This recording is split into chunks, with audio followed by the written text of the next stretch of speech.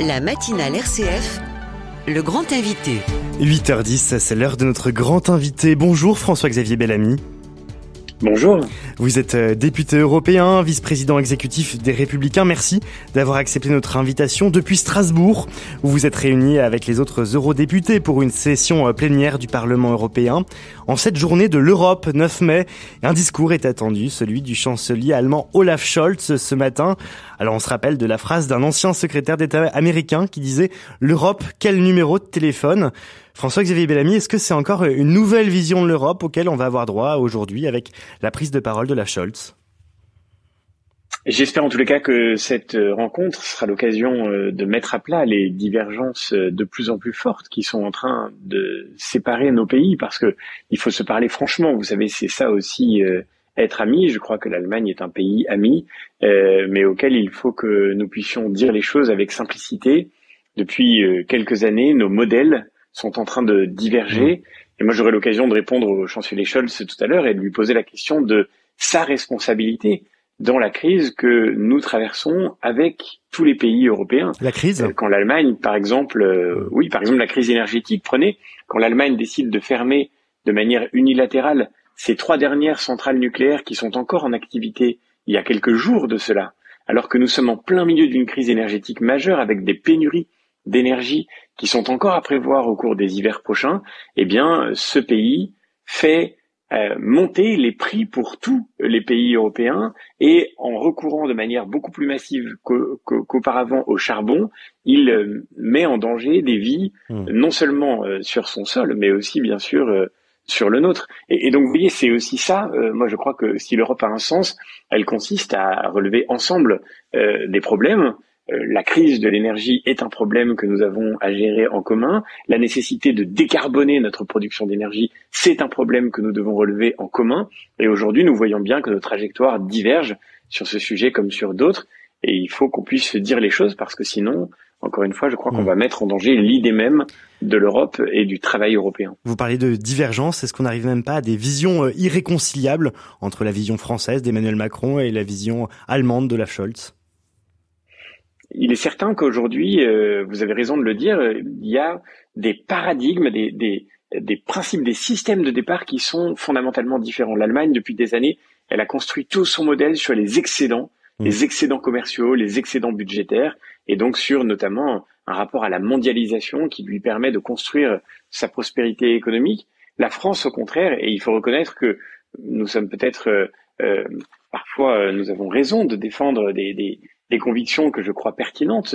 Nous avons conscience de la nécessité de reconstruire l'autonomie de nos pays dans la mondialisation, de ne pas être trop dépendants de nos échanges avec la Chine, par exemple, avec l'Asie.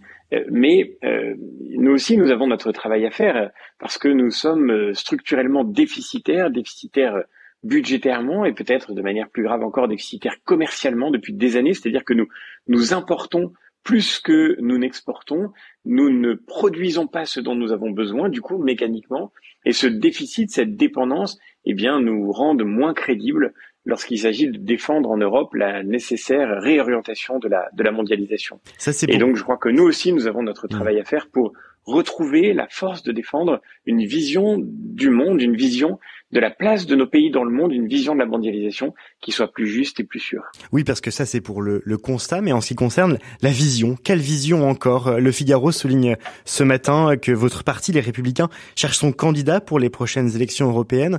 Est-ce qu'il n'y a pas plutôt quelque chose de la quête de la vision plus que de la quête du candidat? C'est quoi la vision?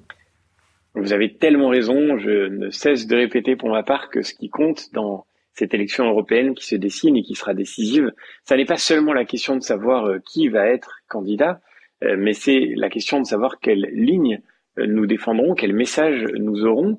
Pour ma part, depuis 4 ans maintenant au Parlement européen, avec toute notre délégation, nous avons travaillé, je crois, nous avons mené des batailles, et j'espère des batailles utiles, justement pour une Europe qui sorte de la naïveté sur le plan international, qui assume d'engager les bras de fer nécessaires pour retrouver la capacité de produire ce dont elle a besoin, ne plus être dépendante de ses importations, et puis des bras de fer aussi absolument nécessaires pour faire en sorte que l'Europe cesse d'imposer des contraintes toujours plus complexes à ceux qui produisent sur notre continent, et qu'elle libère au contraire les énergies, qu'elle laisse la responsabilité aux États d'assumer leur mission, et puis qu'elle laisse à tous ceux qui travaillent en Europe la possibilité de continuer à vivre, à produire.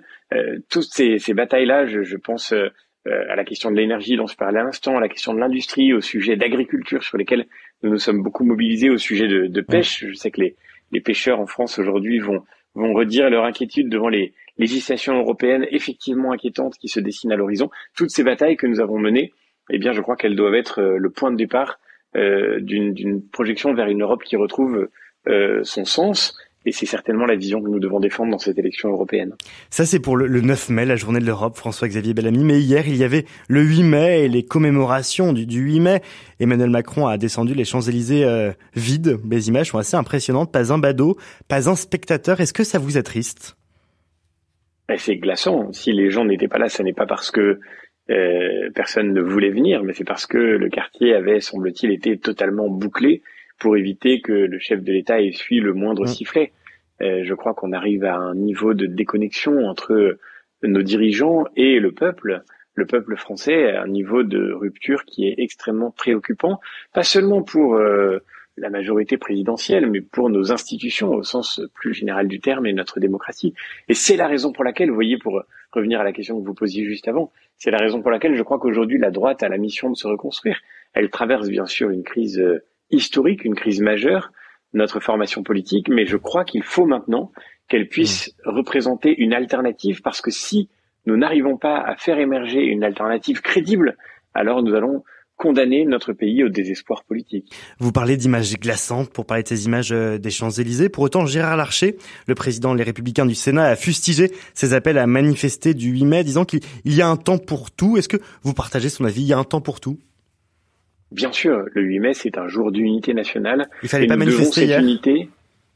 En tous les cas, je crois que il faut savoir marquer une pause. Je crois au droit de manifestation, bien sûr.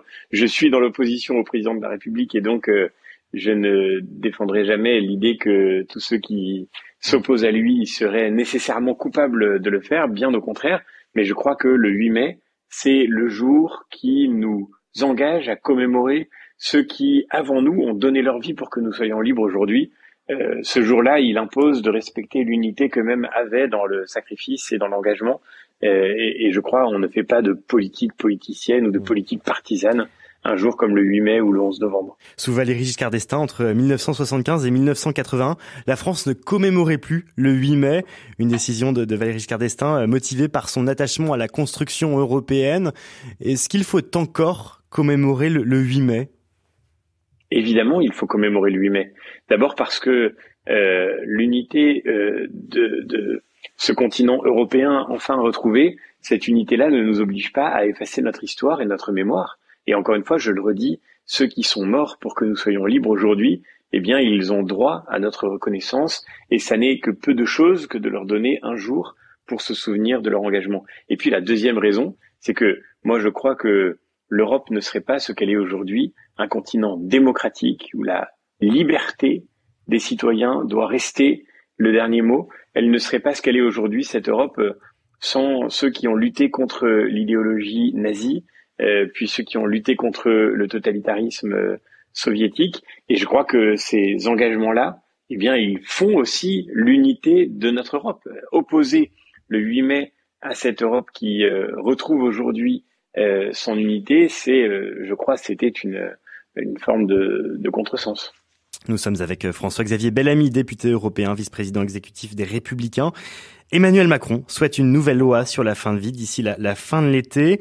Le CESE qui devrait se prononcer aujourd'hui en faveur d'une aide active à mourir. C'est une information du journal La Croix. François-Xavier Bellamy, on connaît votre opposition à cette future loi. Dans la méthode utilisée par le gouvernement, il y a quand même la consultation de tous, des citoyens, du CESE. Qu'est-ce qui ne va pas dans la méthode utilisée selon vous ?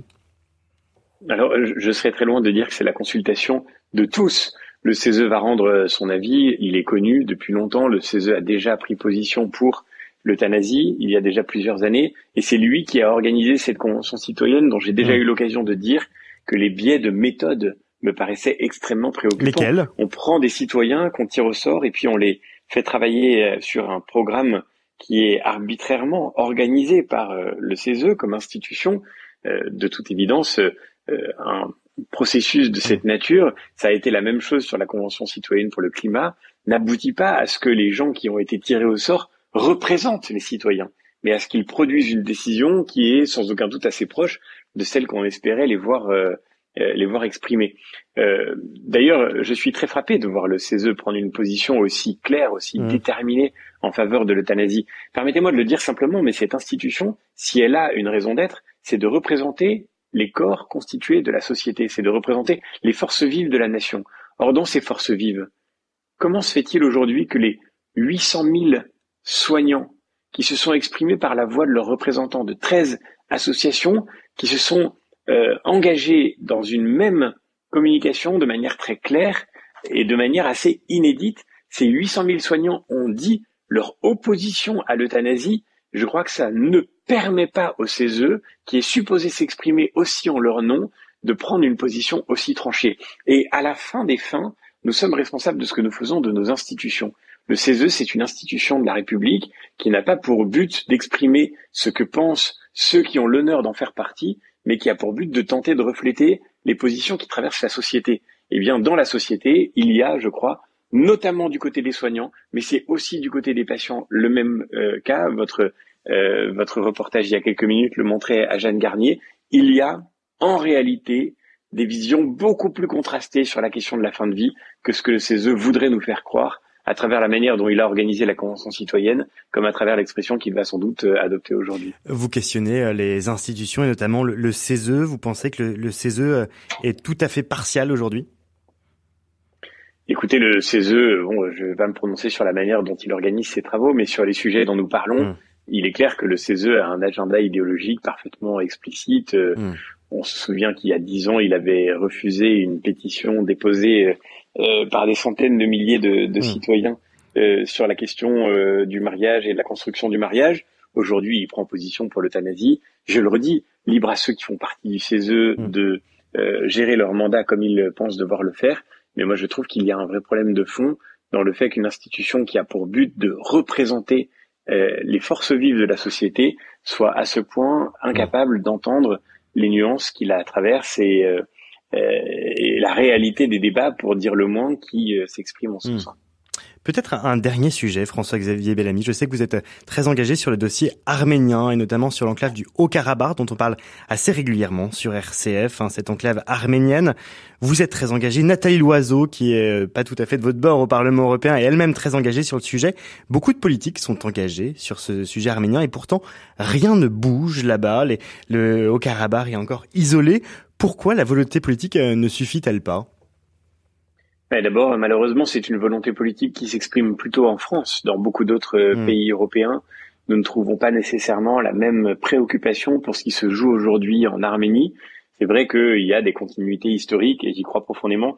Déjà en 1915, pendant le génocide des Arméniens, c'est en France que des voix trop rares malheureusement, mais malgré tout, avaient pu s'élever pour dénoncer la gravité de ce qui se jouait et de ce que le peuple arménien a été en train de subir. Aujourd'hui encore, il subit un projet d'épuration ethnique, n'ayons pas peur de le dire. D'épuration ethnique.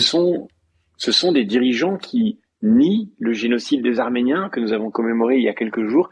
Ce sont des dirigeants qui sont encore dans le négationnisme historique, qui expliquent qu'il faudrait chasser de leur terre les Arméniens comme des chiens. Je reprends une expression du dictateur d'Azerbaïdjan.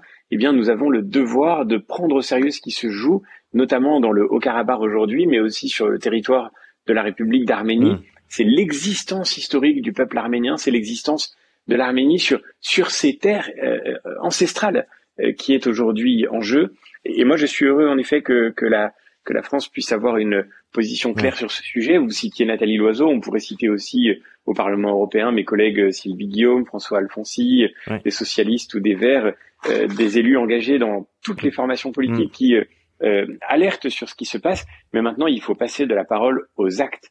J'ai déposé au Parlement européen il y a quelques semaines un amendement pour demander que le Conseil, c'est-à-dire les États membres de l'Union européenne, prennent enfin des sanctions contre l'Azerbaïdjan, qui est en train d'assiéger 120 000 civils dans le Haut-Karabakh, dans un siège qui est d'une barbarie sans nom. Eh bien, ces sanctions, il faut qu'elles soient prises maintenant. Et on l'entend ce matin. Absolue. Merci beaucoup François-Xavier Bellamy d'avoir été l'invité de RCF aujourd'hui.